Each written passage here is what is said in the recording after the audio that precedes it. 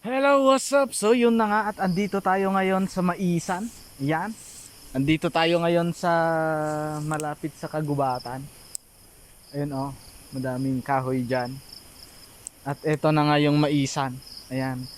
So bale kung bakit gabing-gabi tayo andito tayo ngayon. Ilang araw nang nagpapahuli yung pamangkin ko ng gagamba. Kaya naman napag-isip-isip ko na ngayong gabi. Habang wala akong ginagawa at ayun na nga umaambon pa. So kahit umaambon, saglit lang naman siguro kung may makuha. So subukan ko lang kung may makuha ako.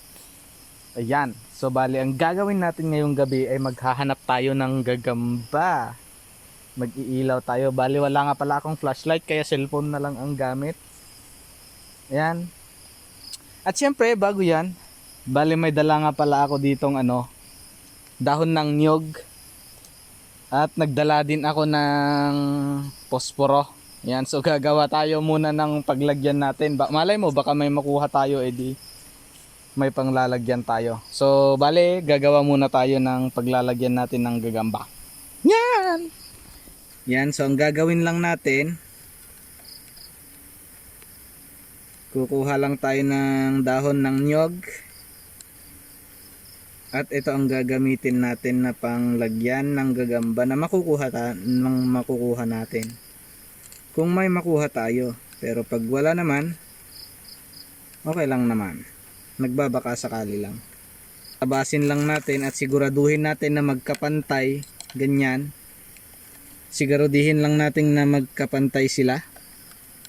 Ayan, so kapag na-resize na natin itong dahon ng nyog, kapag na-resize na natin, ganito na ang gagawin natin. Yan, so bali ganito nga pala. You know. Ganyan. Paikot-ikot lang na ganyan. Ano ba yan? Natatanggal naman. At ayun na nga. Yan. So ito na nga ang nagawa natin. So bali meron siyang 1, 2, 3, 4, 5, 6, 7. 7 na kwarto. Yan. Ganito lang kasimple. Pagkatapos naman yan, ilalagay na natin syempre. Ayan. Ayan, so ready na. At dahil nakagawa na tayo, ano pa nga ba ang pwede nating gawin? Let's go! Tara na at maghanap tayo ng gagamba. So, let's go! So, bali dito tayo sa Maisan maghanap.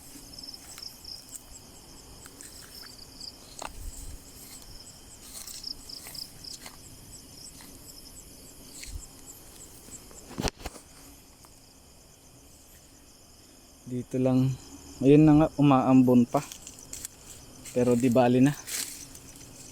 Baka sakaling may makuha. Ayun na nga.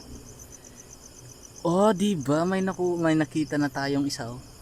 You know? Ang hahaba ng paa.